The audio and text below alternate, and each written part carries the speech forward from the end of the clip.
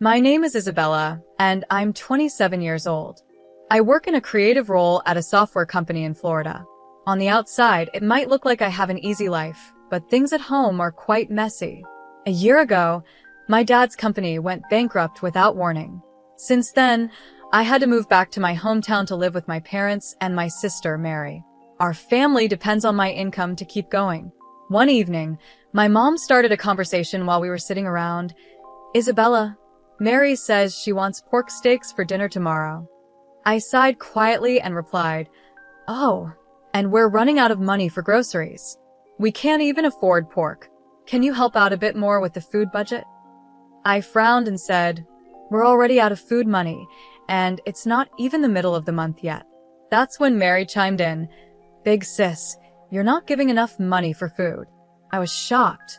"What do you mean? I'm already giving $10,000. That should be more than enough." Mary snorted. "Big sis, prices are higher now. $10,000 isn't enough for a family of four anymore." I couldn't hold back my frustration. "Just $10,000? If you have a problem with it, why don't you get a job and help pay for the food yourself?" Mom jumped in, taking Mary's side. "It's hard to find a job. I feel bad for Mary." I couldn't help but feel bitter. Mary uses her so-called job search as an excuse, but the truth is, she's just sitting around doing nothing. Plus, the money I give is secretly being passed to Mary as pocket money by my mom. "Enough," I finally said.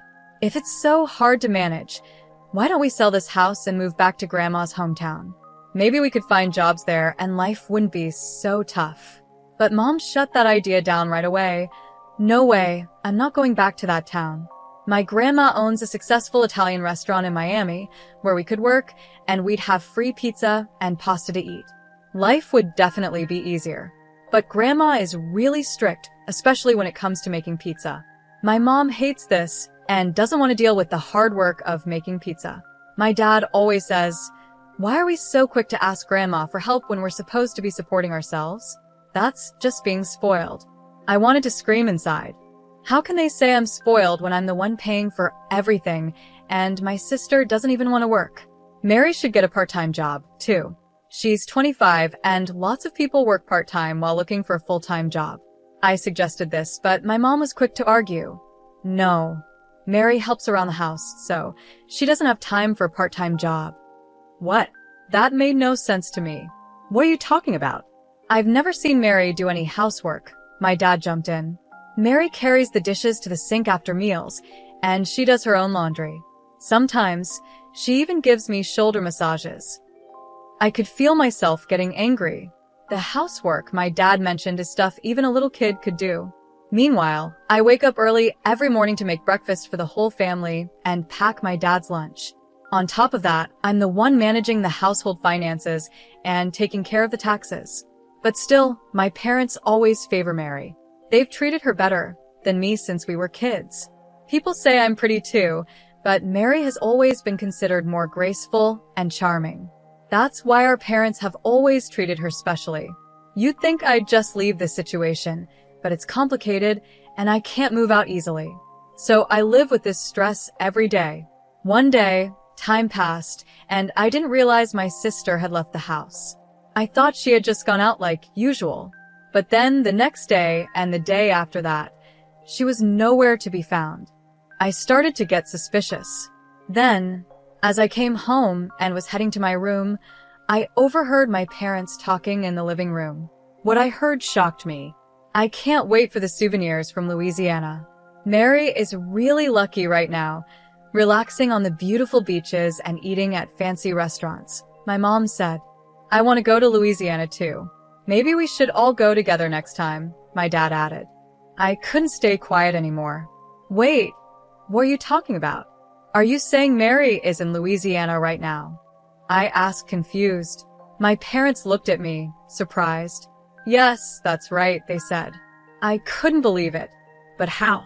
She doesn't have any money. I've even been holding back from shopping or going out to save." "Oh, she won a trip in a sweepstakes," my mom explained. "Mary's always been lucky with stuff like that." Apparently, Mary had won a trip to Louisiana, and I had no idea. Surprised, I decided to just accept their explanation for now. But the next day, while I was at work, I got a call from a credit card company that I wasn't expecting. I don't usually use my credit card much, so when the company called to inform me of high charges over the past 4 days, I was shocked. I couldn't remember making any big purchases. Feeling nervous, I asked how much had been spent, and the customer support agent told me it was $20,000 over 4 days. Right away, I knew who was behind it. It had to be my sister, Mary, enjoying her trip to Louisiana. She may have won the hotel stay and plane tickets, but she still needed money for souvenirs and other things. Determined to find out the truth, I called her. "What's going on? Explain yourself," I said.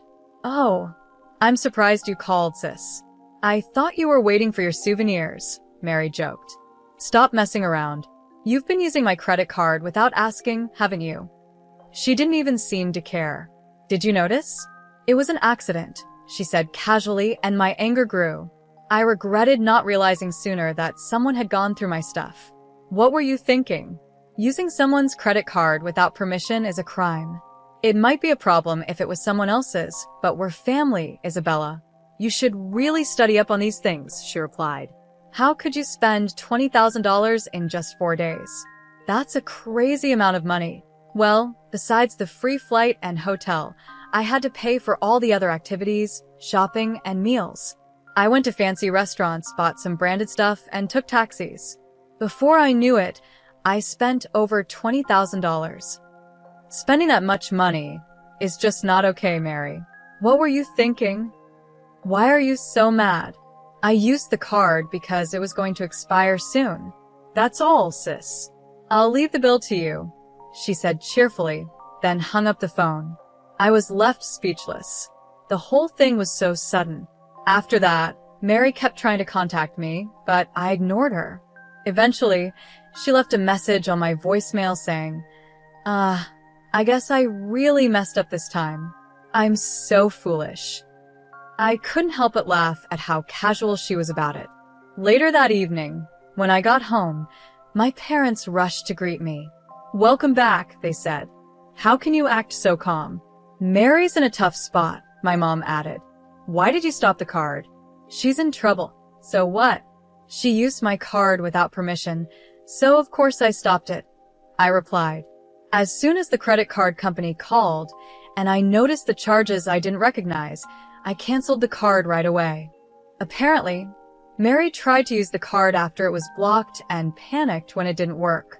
She then took out her frustration on me, but since I kept ignoring her, she finally turned to our parents for help. Your sister's in trouble in another country, and you're not going to do anything? Are you still saying that? Just because we're family doesn't mean it's okay to use someone's card to blow $20,000. I don't think you should be so heartless, my mom said. How can you be so cold? It's because of your attitude that you never get to go on trips. Mary planned to buy us souvenirs with the card, so what's the big deal? I couldn't believe what I was hearing. You two are unbelievable. How can you think that way? Are you sleep-talking during the day? You should be thinking clearly. She's out there enjoying herself and thinking of us, and you still want me to be thoughtful. Thoughtful? Can you still say that after hearing this? I pulled out my phone and played the voicemail my sister had left me. Mary's voice came through loud and clear. Make the card usable, you miser. Our parents' cards are maxed out and I can't use them. You're being so cheap, not even giving me pocket money for this trip. How useless can they be? After hearing Mary's angry message, my parents went silent. Their anger quickly faded, and they rushed to their room to check their credit cards. A few minutes later, I heard them screaming in panic. When I went to check on them, their faces were red with anger. I can't believe Mary used my card without asking after everything we've done for her, my dad said, furious. She even took the bank book and our cards. I feel so betrayed. Oh, I responded coldly. Wasn't it supposed to be a kind act from Mary to buy you souvenirs? You said she was thinking of us and trying to have fun for our sake, right? Yeah, that's what we thought, but our money is still safe, right? My mom muttered, unsure. When I saw how quickly their attitudes changed once they realized their money was still safe, I couldn't hide my disappointment. Well then, why don't you just raise the card limit and pay off the balance so she can use it again? Let the kind Mary who is trying to buy you souvenirs have it. That's not possible, my mom said. We don't have any savings left. What are we going to do? Mary stuck out there with no money for food or anything. After the chaos, my dad suddenly turned to me. Isabella, please. We'll start fresh. We promise to work together to support this family. Please help Mary. What are you talking about? Does that include me now? I asked sarcastically.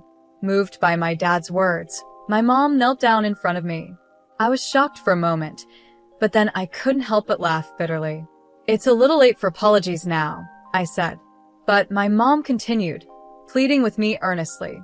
I swear I will change. I will do my best to support everyone from now on. I won't wrong you or her ever again. Despite everything, I couldn't stop laughing at the absurdity of the situation. As my parents went back to their room, I quietly took out my credit card, still unsure of what to do next. I had secretly discovered a credit card that still had a valid expiration date and hadn't been used. So I suggested, why don't you give this card to Mary and take a family trip together? My parents were thrilled by the idea. They immediately contacted my sister, and they all began to excitedly prepare for the trip. I even booked their flights to Louisiana online while watching them with a smile. After everything was set, I made a call to a certain number. 5 days later, when my parents and sister returned from Louisiana, Mary greeted me with, "Big sis, thank you for letting us enjoy Louisiana. It's rare for you to come pick us up. Are you expecting souvenirs?" Sorry, I didn't buy anything. It was clear they had a great time and had already forgotten to be thankful for my help. Seeing this, I knew it was time to put my plan into action. I could barely contain my excitement. Looks like you had a lot of fun. Was that the last big moment of your life? What do you mean by last? Mary asked, confused. Well, I've decided to sell the house, I said casually. I've already sent our belongings to the new place, and someone's coming to pick us up. My parents and sister were completely shocked. They noticed the for sale sign at the entrance of her home. What is this? Did you really sell the house? What's going on? They demanded. Facing their astonished faces, I explained further. Actually, a real estate agent I know from university was interested in this land for a while and had been asking to buy the house and land together. I always said no because I thought keeping the house made sense. But I recently changed my mind. I realized that selling this house and living on my own again would give me financial and mental freedom. My parents protested. You can't sell the house on your own. It's illegal. This house belongs to Dad, not you. Staying calm, I replied, Oh, you seem pretty upset about it. But what if I told you the house and land are actually in my name? What? They exclaimed in disbelief. Dad, do you remember when you couldn't pay the taxes and came to me for help? I agreed to pay on the condition that we change the house's ownership to my name. You signed the papers back then, remember? Dad's face fell as the memory came rushing back. That's right. I continued explaining. I didn't leave this house because it was already in my name. I was waiting for the right time to get you all out so I could sell it. It was tough to find an opportunity since you were always home. But when I sent you to Louisiana, I finally had my chance. With everyone out of the house, I could go ahead and sell it. Everyone was in shock. What? They gasped. As I mentioned earlier, I continued calmly. Your luggage has already been sent to the new place, so don't worry. The pickup will arrive soon. Pickup? What do you mean? My mom asked, still confused. Grandma is waiting for everyone. She's excited to see you, I said with a smile. Wait, Grandma? You mean Mom? My dad asked, his voice shaky. Yep, I talked to her, and she agreed to take everyone in. She's eager to knock some sense into you. She even told me to send your luggage. So, get ready for daily pizza making and cleaning at Grandma's restaurant. My parents and Mary were stunned. We can't go to Grandma's. We don't want to. Mary cried out. Oh, I see. Well, you can do whatever you like, but without a house or jobs, how do you plan to live? And don't forget about the credit card bill. How are you going to pay it off? What are you talking about? My mom asked nervously. The card is in your name. You thought it was in my name? You should be more careful. The card is actually in someone else's name, I said. No way. My mom's face went pale as she took out the card and checked the name. Her eyes widened. Wait, this card is in Mary's name? Exactly. The credit card I gave you was one I found in Mary's room. It was the first card she got when she started working, but she quit that job soon after. It seems she never used it. What? I've spent too much. What should I do now? My mom panicked. Well, since Mary's name is on the card, she has no choice but to pay it off. And you'll all need to work hard at Grandma's to cover your stay, without causing any trouble. Mary resisted until the very end, but our parents, seeing no other option, stayed silent and waited for Grandma's arrival. When she came, they all headed to her house and restaurant in Miami.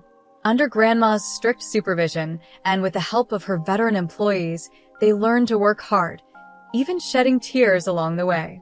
The $230,000 that had been charged to my card was eventually paid back to me by Mary, under Grandma's watchful eye.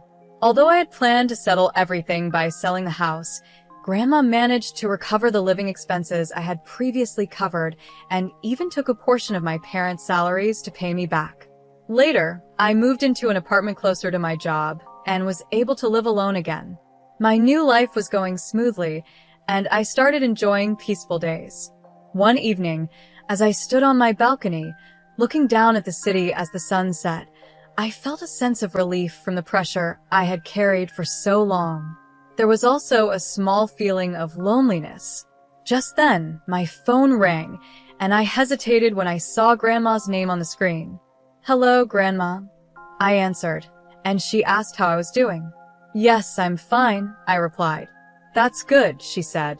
Actually, I wanted to talk about Mary and your parents. They're starting to change, especially Mary. She's now helping a lot with the work. Your parents are also beginning to reflect on things. Grandma continued, Isabella, I know it's been hard for you. I think I understand how you feel. Family can sometimes feel like a burden, but it's also something we should support. I hope you'll be able to forgive them someday. I listened to Grandma's words. I could hear the hesitation and worry in her voice, but there was also a strong sense of determination. There's no rush, she said gently. Take your time and think it over when you're ready. I nodded, even though she couldn't see me. I understand, Grandma. I'll take my time and think about everything, I replied, and then I quietly hung up the phone. As I gazed out at the city, the sun dipped below the horizon, and the darkness of night slowly covered the skyline. A mix of emotions churned inside me. I still felt anger and sadness, but there was also a tiny spark of hope for the future. When I returned to my room, my eyes were drawn to an old family photo. In it, a young Mary and I smiled alongside our parents. Seeing those happy faces, I couldn't help but remember the joyful days we had shared in the past. I thought if only we could go back to those times. But reality quickly brought me back. As time passed, my life began to settle into a comfortable rhythm. At work, I was given the responsibility of leading a new project, and in my personal life, I started to feel more fulfilled. One evening, after wrapping up the day's work, my phone rang again. This time, it was an unknown number. I hesitated but decided to answer. Hello, this is Isabella. It's me, Mary, came a voice that was different from her usual confident and arrogant tone. It was softer, more unsure. Surprised, I asked, Mary, what's going on? Did something happen? Sorry for calling out of the blue, actually, she started to say. I want to meet you in person. I want to talk to you, Mary said softly. Her voice had a humility and growth that I never expected from her. Why do you want to meet? I asked quietly, waiting for her answer. Mary's voice, though shaky, was calm and sincere, showing how much she had changed. Big sis, I want to apologize from the bottom of my heart. I felt that a phone call wouldn't fully express how I feel. That's why I want to see you in person, to truly and sincerely say I'm sorry. I could hear how genuine she was. Without interrupting, I listened quietly. If it's too hard for you to meet me, that's okay. I just want to respect how you feel, Mary continued. After a moment of silence, I finally responded. All right, let's meet next Sunday at 3 p.m. at the cafe near the station. Really? That makes me so happy. Thank you, big sis, Mary replied, sounding relieved. After I hung up the phone, I took a deep breath to gather my thoughts. I wasn't sure if meeting her was the right decision, but deep down, I hoped that it might lead to something positive. On the day we were supposed to meet, I arrived at the cafe earlier than planned. As I sat there, my heart was racing, and I felt a mix of nervousness and anticipation. The clock seemed to move slowly, but eventually, the door to the cafe opened and Mary walked in. She looked different. Her face was free of makeup, her clothes were simple, and most of all, her eyes showed real change. She walked up to my table slowly and began apologizing right away. Big sis, I am truly sorry. In that moment, I could feel the change in her, and for a second, I wasn't sure how to respond. Mary, I began, but she kept talking, holding back tears. Working at Grandma's place made me realize how much I relied on you. I took you for granted all these years. I finally understand how hard it's been for you, always putting us first and never thinking about yourself. Tears streamed down her face as she reflected on her past actions and repeatedly apologized from the heart. Mary told me how much she had leaned on me before and the lessons she had learned while working at Grandma's. She opened up about her relationships with our parents and how much she had grown. I sat quietly, listening to Mary's words. With each sentence, the anger and sadness I had held onto for so long started to fade away. As she continued talking, I could feel the heavy emotions inside me begin to lift. Thank you, Mary. I've taken your words to heart, I said. After that, we spent several hours talking about different things what had been happening in our lives and the challenges we were facing. This open conversation felt like an important step in rebuilding our relationship. As we were about to leave, Mary handed me an envelope full of gratitude. Inside was money she had earned by working hard at Grandma's house. This is just the beginning, but I'll keep doing my best, she said. As I took the envelope, I could feel how much she had grown, and it warmed my heart. Months later, I visited Grandma's house again and met my parents there. This time, they gave me sincere apologies, and I could see they had changed just like Mary. That evening, we all sat down for a family meal, something we hadn't done in a long time. I felt the warmth of being with family again. I knew I couldn't forgive everything right away, but seeing my family's efforts to change gave me hope for the future. Before I left, Grandma shared some wise words with me. Isabella, you've grown strong, but as important as that strength is, don't forget the kindness you still carry. That's the most important thing. When Grandma hugged me, I couldn't hold back my emotions and started to cry. I felt like this was the beginning of a new chapter with my family, and the weight on my heart started to lift.